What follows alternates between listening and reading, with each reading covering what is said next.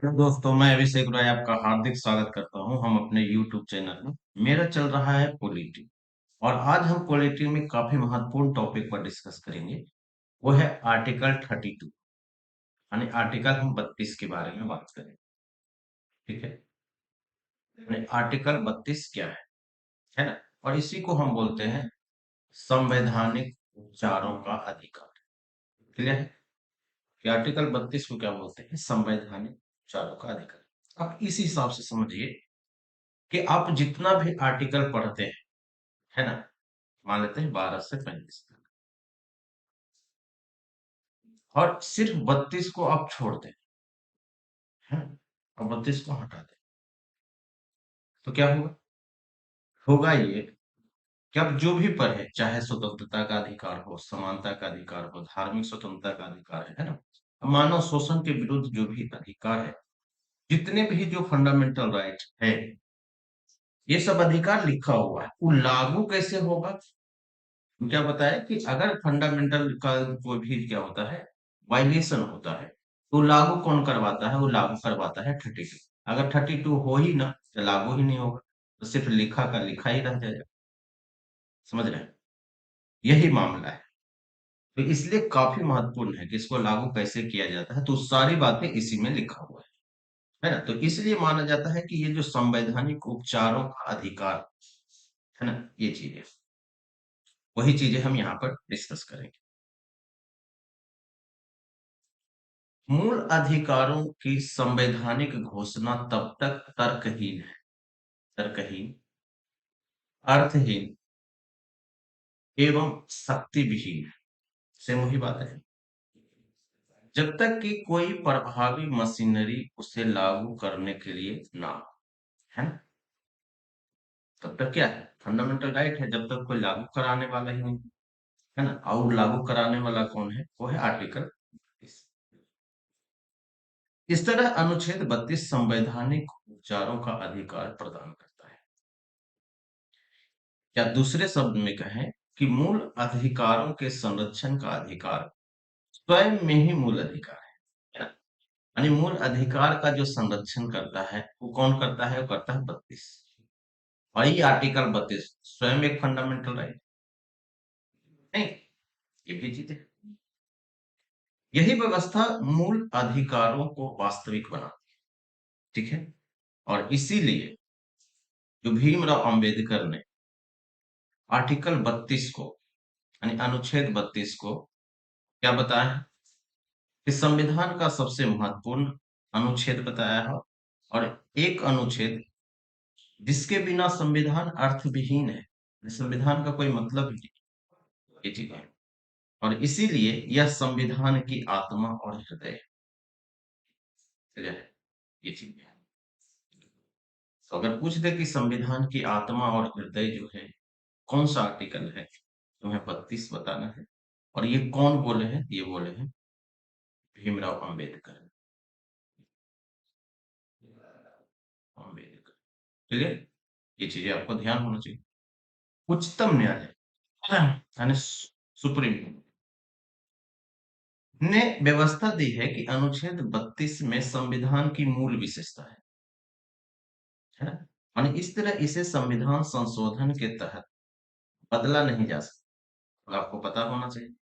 क्या बताया था कि एक है मूल विशेषता। मूल विशेषता का मतलब क्या है? कि जो बेसिक स्ट्रक्चर है, वो क्या हो सकता है? चेंज ही नहीं हो सकता है ना?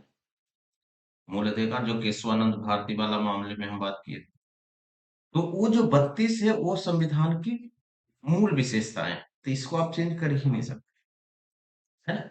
ये बात है।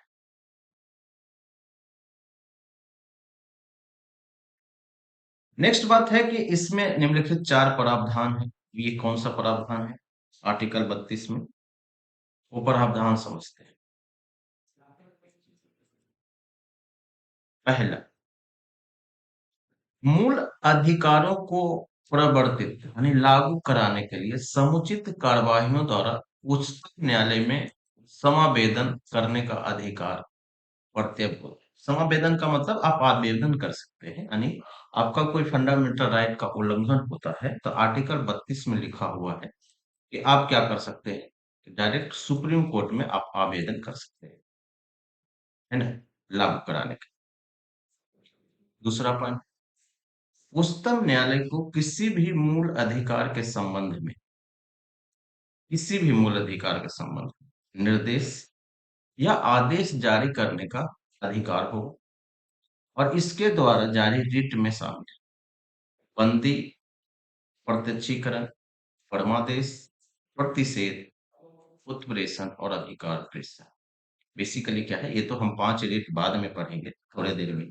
लेकिन ये कह रहा है कि अगर फंडामेंटल राइट से रिलेटेड अगर सुप्रीम कोर्ट कुछ भी आदेश और निर्देश देता है तो वो कौन सा आर्टिकल के थ्रू देता है? वो देता है आर्टिकल 32 के तहत। ये साफ साफ लिखो, ये बात है। नेक्स्ट पॉइंट, संसद को यह शक्ति प्राप्त है कि वह किसी अन्य न्यायालय सभी प्रकार के निर्देश, आदेश और रीट जारी करने की शक्ति प्रदान करे। बेसिकली सुप्रीम कोर्ट को ये अधिकार है कि वो क्या कर सकता है कि किसी अन्य न्यायालय को, ध्यान रखना है कि 2 लोगों को रीट की शक्ति प्राप्त है, एक सुप्रीम कोर्ट को, एक हाई कोर्ट। हाई कोर्ट को जो शक्ति प्राप्त है रीट जारी करने की, वो आर्टिकल 226 के, और हाई कोर्ट को जो रीट जारी की शक्ति है वो 32। तो अगर संसद ये चाहे कि इसके अलावा कौन सा कोर्ट बचता है भारत में, वो बचता है डिस्ट्रिक्ट कोर्ट, अगर इसको भी रीट जारी करने की शक्ति दे दे तो दे सकता है ना? यही चीज है यहाँ पर लिखा, किसी अन्य न्यायालय को। यद्यपि यह उच्चतम न्यायालय के प्रदत्त शक्तियों के विरुद्ध किसी पूर्वाग्रह से रहित नहीं होना चाहिए, यानी यहाँ कोई अन्य न्यायालय उच्च न्यायालय सहित शामिल नहीं है। अनुच्छेद 226 पहले ही निर्धारित करता है कि ये शक्तियां उच्च न्यायालय में निहित है, जैसा कि हम अभी बताए। चौथा पॉइंट, उच्चतम न्यायालय में जाने के अधिकार को इस संविधान द्वारा अन्यथा उपबंधित के सिवा निलंबित नहीं किया जा सकता, है ना?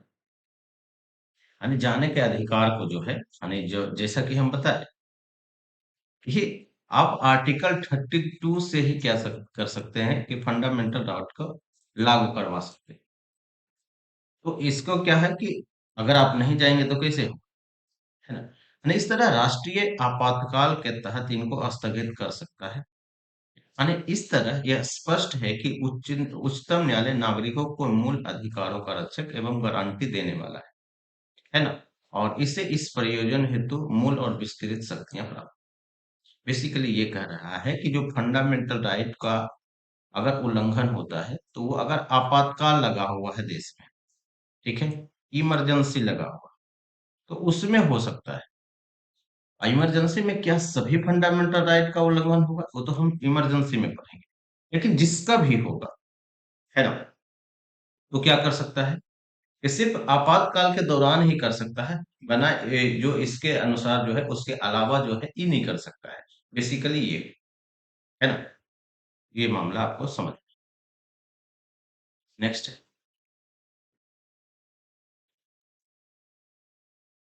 अधिकारों के हनन पर कोई व्यक्ति बिना अपीलीय प्रक्रिया के उच्चतम न्यायालय में जा सकता है ना? और विस्तृत इसलिए क्योंकि इसकी शक्तियां केवल आदेश या निर्देश देने तक सीमित नहीं है ना? यह सभी प्रकार की रीटें जारी कर सकता है। बेसिकली ये क्या है कि अगर मान लेते हैं कि कोई अन्य मुद्दा है, कोई अन्य मुद्दा का मतलब ये होता है, मान लेते हैं कि आपसे कोई क्या है कि किसी क्रिमिनल का मामला है, सीआरपीसी का। आप ऐसा नहीं है कि डायरेक्ट बोलेगा कि नहीं हमारा सुनवाई होगा सुप्रीम कोर्ट में, नहीं। अब क्या है, आप डिस्ट्रिक्ट कोर्ट में सुनवाई करते हैं, उसके बाद जो भी फैसला आता है आपके विरुद्ध आता है तो आप हाई कोर्ट में अपील कर देते हैं, फिर हाई कोर्ट के फैसले को क्या होता है, सुप्रीम कोर्ट में जाना। लेकिन यहाँ लिखा है कि जब फंडामेंटल राइट का उल्लंघन होगा तो आप डायरेक्ट सुप्रीम कोर्ट जा सकते हैं, है ना? आपको बीच वाला जो कोर्ट है उसमें जाने की जरूरत है नहीं, है ना? ये मामला क्लियर है? यही चीज है यहाँ पर लिखा हुआ है। अनुच्छेद 32 का उद्देश्य मूल अधिकारों की संरक्षण हेतु गारंटी, प्रभावी, सुलभ और संक्षेप उपचारों की व्यवस्था है ना? आगे हम क्लियर करते रहेंगे इसको। संविधान द्वारा अनुच्छेद 32 के अंतर्गत केवल मूल अधिकारों की ही गारंटी दी गई। यहाँ ध्यान रखना है, केवल फंडामेंटल राइट का अगर उल्लंघन होगा तभी आप जो है वो सुप्रीम कोर्ट जा सकते हैं। ये चीजें हैं। अन्य अधिकारों को नहीं। अन्य अधिकारों का मतलब है जैसे गैर मूल अधिकार है ना, यह संवैधानिक अधिकार है, लौकिक अधिकार, बेसिकली वो अदर कोई और कानून है तो उसके थ्रू आप जो है सुप्रीम कोर्ट नहीं जा सकते हैं, है ना, डायरेक्ट नहीं जा सकते हैं। ये मामला है। अनुच्छेद 32 के अनुसार मूल अधिकारों का हनन इसके प्रयोग की अनिवार्य शर्त है। हाँ बिल्कुल। यानी दूसरे शब्दों में अनुच्छेद 32 के तहत उच्चतम न्यायालय मूल अधिकारों संबंधित मामलों पर प्रश्न नहीं उठा सकता है। ठीक है। यानी अनुच्छेद 32 केवल इसलिए प्रयुक्त नहीं किया जा सकता है कि केवल कार्यपालिका आदेश या विधायिका की संवैधानिकता का निर्धारण किया जा सके, नहीं। अगर कार्यपालिका भी अगर ऐसा कुछ गलती किया है या विधायिका कोई कानून ही फंडामेंटल राइट के अगेंस्ट बना दिया है ना, तब भी जो है जो कोर्ट है उस पर फैसला ले सकता है। समझ रहे हैं? है ना? और इसे किसी मूल अधिकार के सीधे हनन में ही प्रयुक्त किया जा सकता है। क्लियर है? ये भी बात आपको समझना है। मूल अधिकारों के कार्यान्वयन के बारे में उच्चतम न्यायालय का न्यायिक क्षेत्र, उच्चतम न्यायालय, उच्चतम न्यायालय का मतलब सुप्रीम कोर्ट, न्यायिक क्षेत्र तो अनन्य है ही, लेकिन उसका जुड़ाव क्या है? अनुच्छेद 226 के तहत उच्च न्यायालय यानी हाई कोर्ट के न्यायिक क्षेत्र से, है ना? और इस तरह उच्च न्यायालय की मूल शक्तियों में निर्देश जारी करना, आदेश एवं रिट जारी करना, मूल अधिकारों का कार्यान्वयन आदि आता है। इसका अर्थ है कि जब किसी नागरिक के मूल अधिकारों का हनन होता है तो संबंधित पक्ष के पास या तो उच्च न्यायालय या उच्चतम न्यायालय में सीधे जाने का विकल्प। क्लियर है? और ये जो उच्च न्यायालय में है, तो जा सकता है आर्टिकल 226 के तहत, और ये किसके थ्रू जा सकता है? 32 के तहत जा सकता है। क्लियर है? अभी तक हम मोटा मोटी यही दो चीजें पढ़े हैं, है ना, कि अगर फंडामेंटल राइट का उल्लंघन होता है तो सुप्रीम कोर्ट या हाई कोर्ट क्या करती है? रिट जारी करती है ना? और जिससे क्या होता है कि किसी व्यक्ति का फंडामेंटल का जो उल्लंघन है वो बच जाता है या उसकी रक्षा होता है। तो ये चीजें,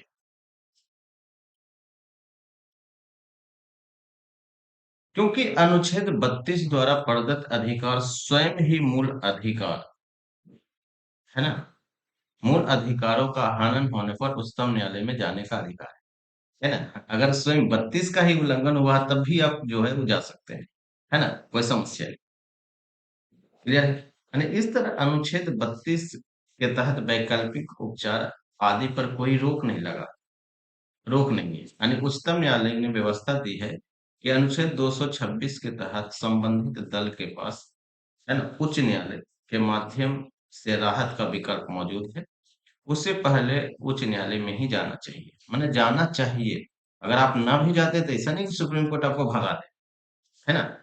तो ये चीज है, लेकिन वो कोशिश करता है कि आप पहले जो है वो हाई कोर्ट जाइए, है ना, उसके बाद अगर ये नहीं सुनता है या कुछ दिक्कत आती है तो आप क्या कीजिए, 32 में आइए, आप डायरेक्ट सुप्रीम कोर्ट, ऐसे आप डायरेक्ट भी आ सकते हैं, है ना?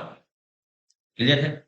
और अगर स्वयं 32 में ही उल्लंघन हो गया है आपका, तब भी आप जो है सुप्रीम कोर्ट या हाई कोर्ट जा सकते हैं। क्लियर है? ये विकल्प। अब यहाँ पर हम समझेंगे कि रिट, अब रिट क्या है वो हम आगे पढ़ेंगे कि रिट का क्या मतलब है ना, इस पर हम डिटेल बात करेंगे। पहले चीज तो हम पढ़ेंगे रिट के प्रकार। रिट प्रकार कितने प्रकार के हैं और उसका क्षेत्र, वो कहाँ कहाँ लागू हो सकता है, ये चीजें हैं, है ना? तो रिट पर हम बात करेंगे, यानी जिससे हम लागू करते हैं, जो कोर्ट आदेश देता है, जिसके थ्रू आदेश देता है वो ही रिट। उच्चतम न्यायालय अनुच्छेद 32 के तहत और उच्च न्यायालय अनुच्छेद 226 के तहत रिट जारी कर सकता है। और ये रिट है बंदी प्रत्यक्षीकरण, परमादेश, प्रतिषेध, उत्प्रेषण और अधिकार परीक्षा। संसद आर्टिकल 32 के तहत, है ना, किसी अन्य न्यायालय को भी इन रिट को जारी करने का अधिकार दे सकती है ना। सुप्रीम कोर्ट हाई कोर्ट का तो दे चुका है, किसी और को देना चाहे तब भी दे सकता है ना। ये पावर उसको कहाँ मौजूद है? वो है आर्टिकल 32 में ही मौजूद है। क्योंकि अभी तक ऐसी कोई व्यवस्था नहीं, अभी तक तो नहीं दिया है। सिर्फ किसके पास है रिट जारी करने की शक्ति? हाँ, सिर्फ सुप्रीम कोर्ट और हाई कोर्ट के पास। केवल उच्चतम एवं उच्च न्यायालय ही रिट जारी कर सकते हैं, यानी कोई अन्य न्यायालय नहीं। 1950 से पहले केवल कलकत्ता, बम्बई और मद्रास उच्च न्यायालय को ही जो है रिट जारी करने का अधिकार था, है ना। बेसिकली क्या है कि पहले जो था 1950 से पहले ही बता रहा है कि 1950 से पहले क्या था कि सिर्फ तीन ही हाई कोर्ट के पास था, है ना, कोलकाता, बम्बई और मद्रास। सिर्फ यही लोग जो है वो रिट जारी करते थे 226 के थ्रू। अब लेकिन क्या है कि सभी जो है सभी हाई कोर्टों को हाई कोर्टों में इसको अलाउ कर दिया है। क्लियर है कि आर्टिकल 226 से अब भी सभी उच्च न्यायालय में रिट जारी करने की शक्ति प्रदान करता है। क्लियर, ये चीज है। अब वही चीजें हम समझना है कि रिट का क्या मतलब है। हम रिट रिट तो बार बार बोल रहे हैं, रिट का क्या सेंस है? जो रिट का जो शब्द है ये अंग्रेजी कानून का है या ब्रिटिश से लिया हुआ ये कानून है, जहां इन्हें बोला जाता है विशेषाधिकार। विशेषाधिकार, विशेषाधिकार यानी आपको अधिकार दिया गया है। किसका अधिकार दिया गया है? कि लोगों को अधिकार दिया गया है ना, आम लोगों को ये अधिकार दिया गया है। बेसिकली ये मामला है, कहा जाता है। और पहले जो है इन्हें राजा द्वारा जारी किया जाता था, और जिन्हें अब भी न्याय का झरना कहा जाता है ना। न्याय का मतलब है कि अगर आपको न्याय नहीं मिल रहा है या आपके साथ कुछ अन्याय हुआ है, तो आप जो है ये रीट के थ्रू जो है आप न्याय मांग सकते हैं, है ना। न्याय गिरता रहता है रीट के थ्रू, झरने के जैसा जैसे पानी गिरता है उसी टाइप से न्याय गिरता है। आगे चलकर उच्च न्यायालय ने रीट जारी करना प्रारंभ कर दिया, बिल्कुल है। और ये रीट ब्रिटिश लोगों के अधिकारों, हाँ, यही सारा चीजें हैं, यही पॉइंट समझना है। ब्रिटिश लोगों के अधिकारों और स्वतंत्रता को कायम रखने के लिए असाधारण उपचार थी। तो बेसिकली ये रिट जो शब्द है वो हम ब्रिटिश से लिए। क्लियर है, ये चीजें। उच्चतम न्यायालय का रिट संबंधी न्यायिक क्षेत्र उच्च न्यायालय से तीन प्रकार से भिन्न है। अब यहाँ पर दो बातें समझ लेना है। पहली बात, हम क्या बता रहे हैं कि सुप्रीम कोर्ट को भी रिट जारी करने की शक्ति है, अधिकार, ताकि लोगों के अधिकार मिले, लोगों को स्वतंत्रता मिले, इसके लिए। और हाई कोर्ट के लिए भी। सवाल ये है कि इसको मिला है 226 के थ्रू और इसको मिलता है आर्टिकल 32 के थ्रू। लेकिन सवाल ये उठता है कि दोनों में अंतर क्या है ना, दोनों रिट में क्या बेसिक डिफरेंस है, ये चीजें पढ़ना है ना? दोनों को तो मिलता है या दोनों सेम है, ये भी देख लेंगे। काफी जरूरी है ये चीज। उच्चतम न्यायालय केवल मूल अधिकारों के कार्यान्वयन के लिए रिट जारी कर सकता है, साफ साफ लिखा है। जबकि उच्च न्यायालय इसके अलावा किसी और अन्य उद्देश्य के लिए भी इसे जारी कर सकता है।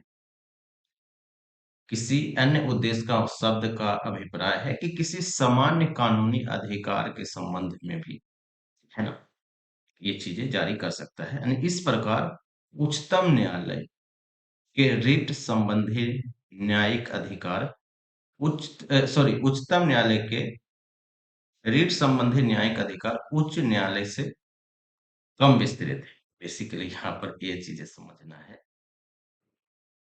कि जो सुप्रीम कोर्ट को जो अधिकार मिला है फंडामेंटल राइट के थ्रू ही मिला है, ओनली सिर्फ फंडामेंटल राइट के थ्रू ही ये क्या कर सकता है, ये रिट जारी कर सकता है। क्लियर है।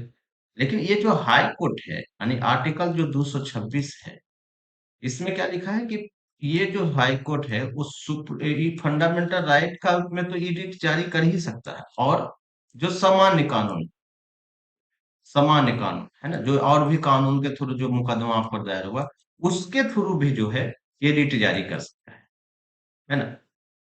तो क्या हुआ, पावर तो किसके पास ज्यादा हो गई, रिट जारी करने की ज्यादा पावर किसके पास है, किसका क्षेत्राधिकार ज्यादा हो जाए, तो हो जाएगा हाईकोर्ट। क्लियर है, यही चीजें यहाँ पर लिखा। क्लियर, पहला पॉइंट आप समझ गए। दूसरा पॉइंट,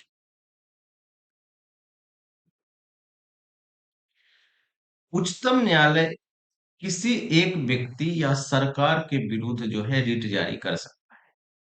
ठीक है, एक व्यक्ति या सरकार के विरुद्ध रिट जारी कर सकता है, जबकि उच्च न्यायालय सिर्फ संबंधित राज्य के व्यक्ति या अपने राज्य को, या यदि मामला दूसरे राज्य से संबंधित हो तो वहां के खिलाफ ही रिट जारी कर सकता है ना। और इस तरह रिट जारी करने के संबंध में उच्चतम न्यायालय का जो न्यायिक क्षेत्राधिकार है वो ज्यादा है। बेसिकली ये है कि अगर मान लेते हैं कि हाई कोर्ट है, ये सुप्रीम कोर्ट है, तो सुप्रीम कोर्ट का जो रिट जारी करने की जो शक्ति है वो क्या है, वो है पूरे देश में, पूरे देश में, है ना, बिहार यूपी सब जगह।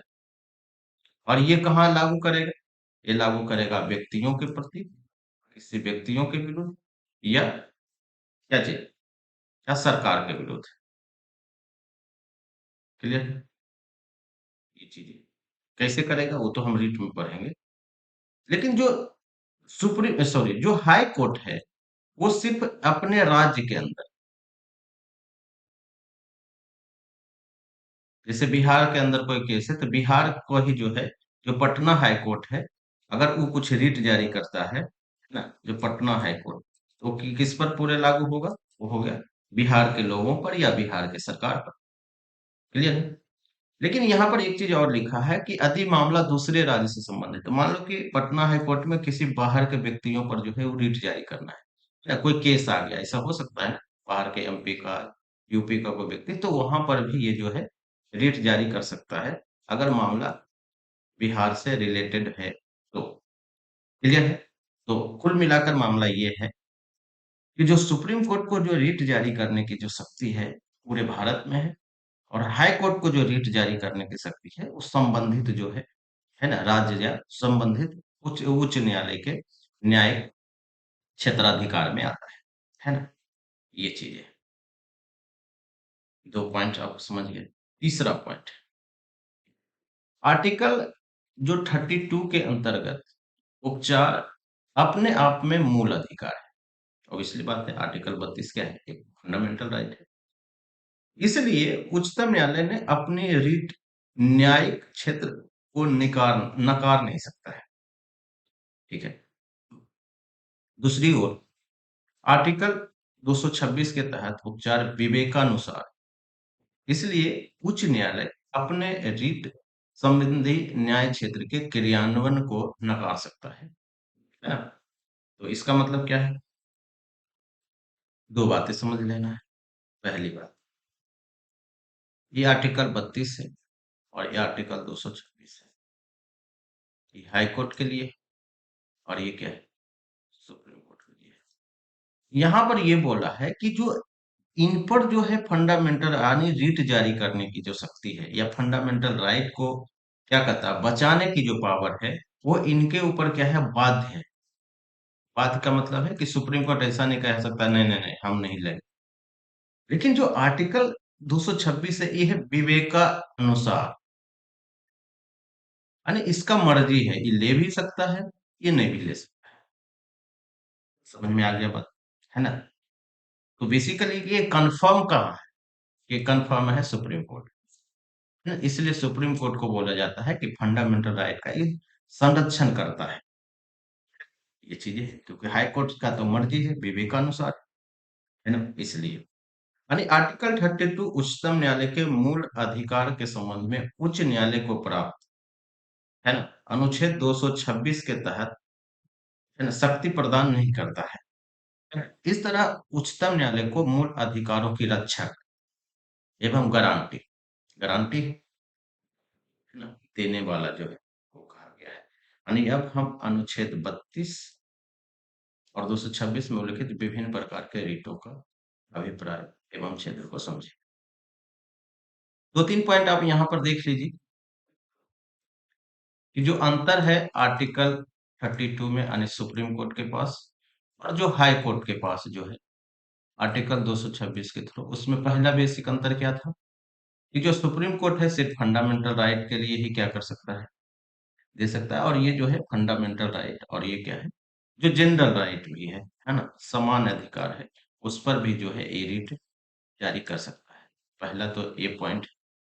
दूसरा पॉइंट यहाँ पर क्या है कि जो सुप्रीम कोर्ट का जो रिट जारी करने की शक्ति है ये पूरे देश में, ठीक है, और लेकिन जो हाई कोर्ट का जो है रिट जारी करने की शक्ति सिर्फ राज्य के अंदर है ना, ये चीजें आपको समझना अगर बिहार है तो।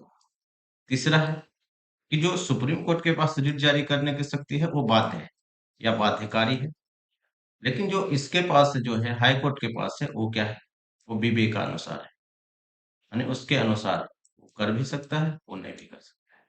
क्लियर है, तो ये हम बात कर ली है।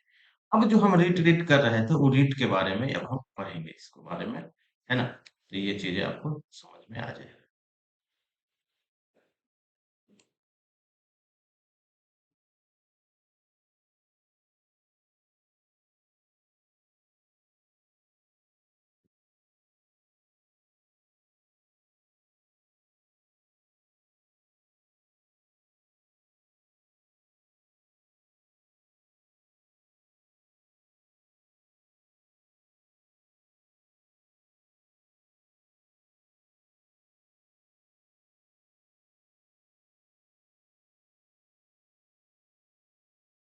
पहला रीट है वो है बंदी प्रत्यक्षीकरण, ये चीज है। जो बंदी प्रत्यक्षीकरण का क्या मतलब, इसे लैटिन भाषा से लिया गया है जिसका शाब्दिक अर्थ होता है शरीर को प्रस्तुत किया जाए। अब दो बातें हैं, शरीर को प्रस्तुत करने का क्या मतलब है, यहाँ पर दो व्यक्ति जो है, एक तो है पुलिस। पुलिस आपको किसी जो मामले में वो क्या किया है कि न्याय जो है वो लेके चला गया, उठा लिया, यानी हिरासत में ले लिया। और आपको पता है कि जब हिरासत में लिया जाता है तो 24 घंटे के जो अंदर है वो क्या होता है, कोर्ट के सामने जो है वो जज के सामने जो होता है पेश करना होता है, और 24 घंटा हो गया, है ना, और इस व्यक्ति को ये पेश किया ही नहीं गया है, तो ये समस्या है। दूसरा है कि मान लेते हैं कि कोई प्राइवेट व्यक्ति द्वारा किसी व्यक्ति को अपहरण कर लिया है ना, पहले करता था, तो क्या होगा, क्योंकि इसको भी क्या करेगा कोर्ट, फिर जो व्यक्ति है, जो संबंधित व्यक्ति का जो मान लेते हैं कि परिवार है, वो क्या करेगा कोर्ट में जाकर जो है बोलेगा कि ऐसा ऐसा बात है, तो कोर्ट क्या करेगा, वो इस ये चीज जो है रिट जारी कर देगा, बंदी प्रत्यक्षीकरण कर दिया जाएगा कि आप शरीर को जो है वो लाइए, है ना, उस व्यक्ति को आप लाइए। क्लियर है, दबाव बनाता है। यह उस व्यक्ति के संबंध में न्यायालय द्वारा जारी आदेश है जिसे दूसरे द्वारा हिरासत में रखा गया है, ठीक है, यही बात है, उसे न्यायालय के सामने प्रस्तुत किया जाए, यानी तब न्यायालय मामले की जांच करता है।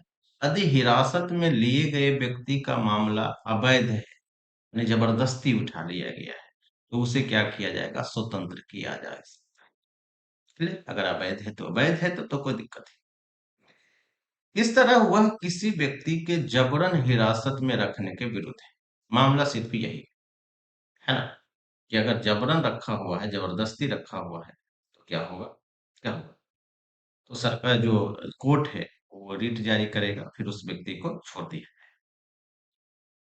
बंदी प्रत्यक्षीकरण कहाँ लागू नहीं होगा, सॉरी, कहाँ कहाँ लागू होगा पहले, तो एक तो है सार्वजनिक प्राधिकरण। सार्वजनिक प्राधिकरण का मतलब जैसा कि हम बताएं कि पुलिस जो है किसी व्यक्ति को हिरासत में रखती है, तो वो सार्वजनिक है, सरकार के द्वारा, या व्यक्तिगत कोई व्यक्ति को अपहरण कर लिया है, तो क्या होगा, प्राइवेट, है ना, तो ये दोनों पर लागू होता है, सरकारी व्यक्तियों पर भी और प्राइवेट पर भी, के खिलाफ जारी किया जा सकता है। यह रिट तब जारी नहीं किया, यानी रिट कब नहीं लगा सकते हैं, है ना? ये चीजें लिखा हुआ है। यह रिट तब जारी नहीं किया जा सकता यदि हिरासत कानून के अनुसार है, यानी हिरासत जो बेसिकली वैध तरीके से है। दूसरा, कार्रवाई किसी विधानमंडल या न्यायालय के अवमानना के तहत हुई हो। तो क्या होता है, कभी कभी आप देखते हैं कि जब विधानमंडल में क्या होता है कि जब बहस होती है तो जो विपक्षी वाला पार्टी है पूरा जो होता है ना नारा प्रदर्शन वो सब चीजें कर देता है, कभी कभी बेंच उठा कर भी तोड़ दिया, माइक तोड़ देता है। तो उस समय जो स्पीकर है जो चेयर कर रहा है, वो इस व्यक्ति जो है, जो व्यक्ति जो है ना उपद्रव मचा रहा है, तो उसको क्या कर सकता है कि आप इसको जो है बंद कीजिए, तो वो बंद हो जाएगा ना। बंद कीजिए का मतलब क्या है कि हिरासत में लीजिए, और हिरासत में लेके क्या करेगा, इसको बंद करेगा। तो उस समय आप नहीं बोल सकते हैं कि हमें जो है रिट जारी करवाया जाए, ऐसा नहीं है ना। अगर स्पीकर बोल दिया है तो बोल दिया है। उसी टाइप से उच्च न्यायालय के पास भी है, न्यायालय का अगर मान नहीं देते हैं, इज्जत नहीं करते हैं, तो कोर्ट ऑफ कंटेम्प्ट हो जाए, है ना। तो भी क्या होता है, तब भी रिट जारी नहीं किया जा सकता। दूसरा है न्यायालय द्वारा हिरासत, वही सेम चीज है। और हिरासत न्यायालय के न्याय क्षेत्र से बाहर हुई है, यानी ऐसा भी नहीं कि मान लेते हैं कि ये जो हाई कोर्ट है, तो वो हाई कोर्ट का जो न्याय क्षेत्र है, मान लेते हैं पटना हाई कोर्ट, तो इसका बिहार तक ही, तो ये तो जारी नहीं कर सकता है ना। जारी अगर आपको करेगा तो क्या करेगा, या तो सुप्रीम कोर्ट करेगा, नहीं तो जिस राज्य में, मान लो यूपी है, क्या है, इलाहाबाद हाई कोर्ट करेगा। तो ये भी चीज है ना। बेसिकली यहाँ पर क्या है, शरीर प्राप्त करना, यानी जबरदस्ती किसी व्यक्ति को अगर डाला गया है जेल में, है ना, तो उसके लिए क्या होता है कि बंदी प्रत्यक्षीकरण लागू कर सकता है कोर्ट। दूसरा है परमादेश। परम आदेश आप बोल सकते हैं, इसका अर्थ होता है कि हम आदेश देते हैं। कौन आदेश देगा, कोर्ट आदेश देगा। यह एक नियंत्रण है जिसे न्यायालय द्वारा सार्वजनिक अधिकारियों को जारी किया जाता है, ताकि उनसे उनके कार्यों या उसे नकारने के संबंध में पूछा जाए। बेसिकली ये मामला है कि मान लेते हैं कि आप कहीं पे कोई काम करने गए सरकारी ऑफिस में, है ना? मान लेते हैं ब्लॉक में गए, तो ब्लॉक में आप कुछ दिए बनाने के लिए, है ना, मान लेते हैं रेसिडेंशियल, रेसिडेंशियल बनाने के लिए, और वो क्या होता है कि टाइम से ज्यादा लग गया, अगर 21 दिन है तो 21 दिन से ज्यादा लग गया, तो अदर भी कोई काम अगर है, तो अगर टाइम से ज्यादा लग रहा है तो क्या होगा, तो आप जो ये जो अधिकारी है, ये नाम का जो व्यक्ति है, इसके खिलाफ आप जो है कोर्ट जा सकते हैं कि ये जो है अपना पद का या अपने कार्यों का या अपने कर्तव्यों का जो है वो निर्वहन नहीं कर रहा है। क्लियर। तो इसलिए इस पर जो है, जो क्या है, इसको बताया जाए, बोला जाए, तो वही चीजें यहाँ पर लिखा है कि उनसे उनके कार्यों या उससे नकारने, यानी क्यों नहीं काम हो रहा है, वही नकारने के संबंध में पूछा जा सके। क्लियर है। और ये कहाँ कहाँ लागू होगा, ऑब्वियसली बात है गवर्नमेंट वाले में ही लागू होगा, ये प्राइवेट में नहीं लागू होगा।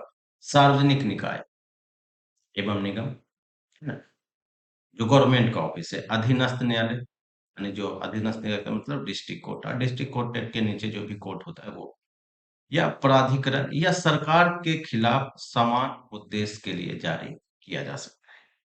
क्लियर, यानी सरकार से भी पूछा जाएगा कि आप जो है वो क्यों नहीं दे काम करवा रहे हैं, है ना, कि हाई कोर्ट ने समन लिया है, पूछा है कि बताइए, वो कैसे पूछता है, वो यही परमादेश के थ्रू पूछा जाता है। क्लियर है। कहाँ जारी नहीं कर सकता है आदेश, परमादेश। एक है निजी, वही चीजें बोले कि निजी के पास ये नहीं होगा, निजी व्यक्तियों या इकाइयों के विरुद्ध ये नहीं जारी कर सकता है। ऐसे विभाग जो गैर संवैधानिक है, यानी ऐसे ही बना लिया गया है, जैसे नीति आयोग वगैरह वो सब है, तो उसके खिलाफ नहीं लागू कर सकता है। जब कर्तव्य विवेकानुसार हो तो जरूरी नहीं, यानी जब काम ही कर रहा है तो क्यों जारी करना है, या संविदात्मक दायित्व का है, यानी कॉन्ट्रैक्ट पर अगर भी है तब भी जो है जारी नहीं कर सकता है। क्लियर है, ये चीजें। नेक्स्ट है, भारत के राष्ट्रपति या राज्यों के राज्यपालों के विरुद्ध जो है वो नहीं कर, यानी ऐसा नहीं बोल सकते हैं कि कोर्ट ये बोल दे कि भारत के राष्ट्रपति काम ही नहीं कर रहा है, भारत के राज्य के राज्यपाल जो है काम ही नहीं कर रहा है ना, तो आप उसके खिलाफ नहीं लगा सकते हैं, है ना। यहाँ पर लिखा है कि उच्च न्यायालय के मुख्य न्यायाधीश के न्यायिक क्षमता में कार्यरत है ना। तो ये चीजें भी जो यहाँ पर कर सकते हैं। दो पॉइंट आपको समझ लेना है मोटा मोटी। पहला चीज है कि कौन ये आदेश देता है। देता है कोर्ट। पहला सवाल तो ये, किसके खिलाफ ये आदेश जारी होगा, तो जनरली सार्वजनिक सार्वजनिक जो कार्यालय है, उसमें यानी सर जो है, जो सरकारी नौकरी में है उनके खिलाफ, या जो कोर्ट है, डिस्ट्रिक्ट कोर्ट है या हाई कोर्ट है, या सुप्रीम कोर्ट तो सबसे ऊपर है ना, तो इनके खिलाफ हो सकता है। या दूसरा है सरकार के खिलाफ भी हो सकता है कि सरकार को आदेश दे, है ना। तो तीन पॉइंट आपको समझ लेना है। प्रतिषेध, प्रतिषेध का मतलब यहाँ पर है रोकना। प्रतिषेध को आप हटा के लिख सकते हैं निषेध, है ना। निषेध, और निषेध का मतलब होता है रोकना। किसी चीज को रोकना है। क्यों रोकना है भाई? यहाँ लिखा है कि किसी उच्च न्यायालय द्वारा या अधीनस्थ न्यायालयों या अधिकरणों को अपने न्यायिक क्षेत्र से उच्च न्यायिक कार्यों को करने से रोकने के लिए जारी किया जाता है। बेसिकली क्या है कि मान लेते हैं कि यह सुप्रीम कोर्ट है, ये हाई कोर्ट है, और ये डिस्ट्रिक्ट कोर्ट है, ठीक है। और डिस्ट्रिक्ट कोर्ट के भी नीचे एक दो को होता है। तो सुप्रीम कोर्ट जो है वो पूरा देश में जो है कानून के बारे में ये बात करेगा पूरे देश पर। और ये क्या है, ये जो हाई कोर्ट है ये राज्य के बारे में, और ये जो है वो डिस्ट्रिक्ट के बारे में।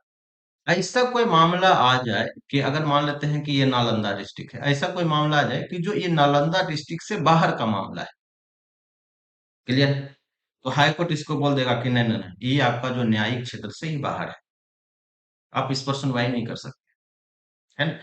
या जिस पॉइंट पर, जिस मुद्दा पर आप डिस्कस करना चाहते हैं, बहस करवाना चाहते हैं, वो भी आपके न्याय क्षेत्र में बाहर नहीं, है ना। दो पॉइंट है, एक तो क्षेत्र, क्षेत्र जो है वो आपसे बाहर है।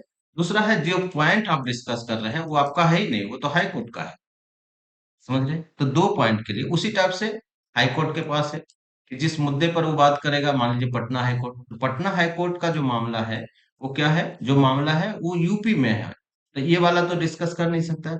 दूसरा है कि ये जो पॉइंट पर, जिस पॉइंट पर वो डिस्कस कर रहा है, इस पॉइंट किसके अंतर्गत आता है, सुप्रीम कोर्ट के अंतर्गत आता है। तो ये बोल देगा जो ऊपर वाला कोर्ट है, यानी डिस्ट्रिक्ट कोर्ट को कौन बोलेगा, हाई कोर्ट, और हाई कोर्ट को कौन बोलेगा, सुप्रीम कोर्ट, कि ये जो आपका जो है वो न्यायिक क्षेत्र में बाहर, न्यायिक क्षेत्र से बाहर है, या उच्च न्यायिक कार्यों, यानी जो आप कार्य कर रहे हैं वो भी कार्य आपके पहुंच से बाहर है ना। ये चीजें हैं। यानी जिस तरह परमादेश सीधे सक्रिय रहता है, प्रतिषेध सीधे सक्रिय नहीं रहता है, ठीक है। प्रतिषेध संबंधी रिट सिर्फ न्यायिक एवं अर्ध न्यायिक प्राधिकरणों के विरुद्ध ही जारी किया जा सकता है। यानी सिर्फ जो है प्रतिषेध किसके खिलाफ जारी कर सकता है, ओनली कोर्ट के। और एक है ट्रिब्यूनल।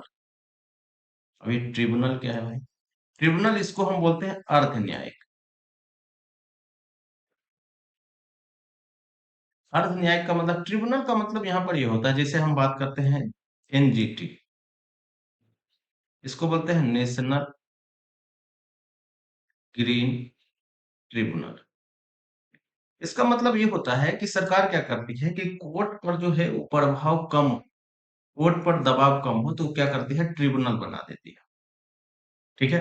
और ट्रिब्यूनल जैसे एनजीटी है, नेशनल ग्रीन ट्रिब्यूनल, ट्रिब्यूनल है, तो ये क्या करेगा कि सिर्फ जो पर्यावरण का मुद्दा है उसी पर सिर्फ डिस्कस करेगा, है ना। तो पर्यावरण से रिलेटेड जो मुद्दा है ये कोर्ट नहीं जाएगा, क्योंकि ये यही सॉल्व कर देगा, समझ रहे हैं।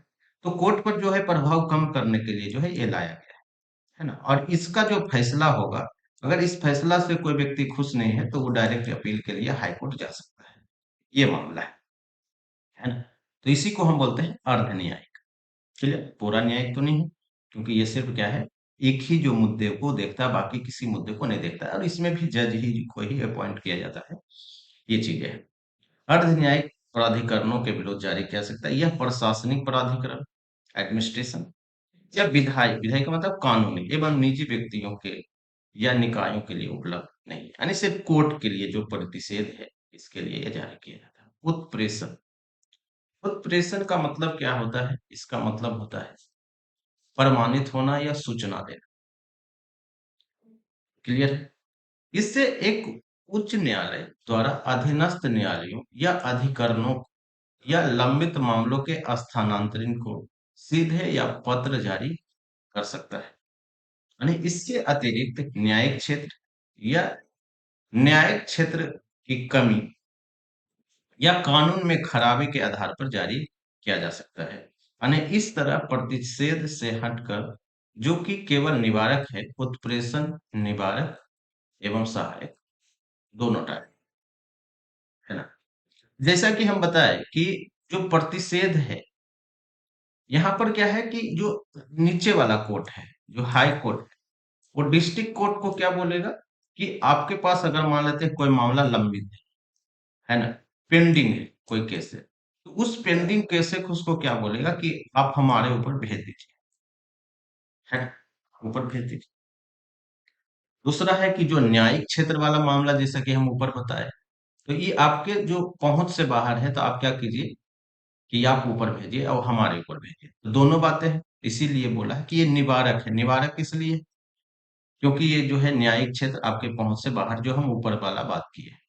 दूसरा सहायक किस लिए है कि जब जो है मान लेते हैं डिस्ट्रिक्ट कोर्ट में ज्यादा पेंडिंग जो केसेस है, तो उसको सोल्व करने के लिए क्या कर सकता है ना, हाई कोर्ट अपने पास मंगवा सकता है या कहीं और ट्रांसफर करवा सकता है ना। ये दोनों मामला है। ये बात आप समझ रहे हैं? जैसा कि पहले उत्प्रेषण में रीट सिर्फ न्यायिक और अर्ध न्यायिक प्राधिकरणों के खिलाफ जारी किया जा सकता था, लेकिन प्रशासनिक इकाइयों के खिलाफ नहीं। प्रशासनिक और विधायी निकायों के खिलाफ नहीं। हालांकि 1991 में उच्चतम न्यायालय ने यह व्यवस्था की है कि उत्प्रेषण व्यक्तियों के अधिकारों को प्रभावित करने वाला प्रशासनिक प्राधिकरणों के खिलाफ भी जारी किया जा सकता है। ठीक है, यानी उत्प्रेषण क्या सकता है, जारी कर सकता है, लेकिन प्रतिषेध की तरह उत्प्रेषण ही विधिक निकायों और निजी व्यक्तियों और इकाइयों के लिए उपलब्ध नहीं है ना। विधिक निकाय, विधिक का मतलब क्या है कि जो कानून वगैरह बनाता है ना, और निजी व्यक्तियों के लिए नहीं, यानी प्रशासनिक व्यक्तियों के लिए ये जो है वो जारी कर सकता है। क्या चीज, है ना, उत्प्रेषण। नेक्स्ट है और लास्ट भी है, वो है अधिकार परीक्षा, यानी इसको हम बोलते हैं को वारंट।